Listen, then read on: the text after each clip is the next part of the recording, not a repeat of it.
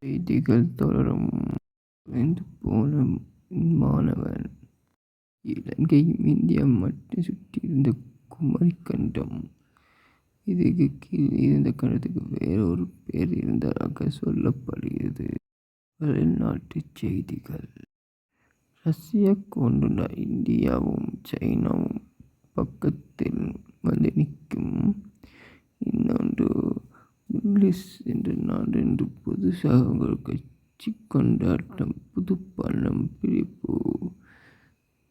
இந்தியாவுக்கு ஒன்றுண்டா ரஷ்யா வந்து நிற்பது. இது ஈரான் மேற்கு இதுக்கு ரஷ்யா விடுமா? நடக்கப்போது உள்நாட்டு செய்திகள்.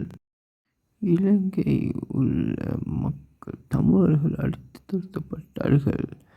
இதுக்கு பின்பு தமிழ் மொழியை மூக்க முடியாது என்று சொன்னவர்கள் சிங்களவர்கள். 2022 குழந்தைகள் தொலைந்து கொண்டு போன மணி இந்த 24லேயே அதிகமான குழந்தைகள் தொலைந்து கொண்டு போயிருக்கிறது. இவங்க கண்டுபிடிக்கப்படுவார்களா? இவங்களுக்கான நியாயம் கிடைக்குமா?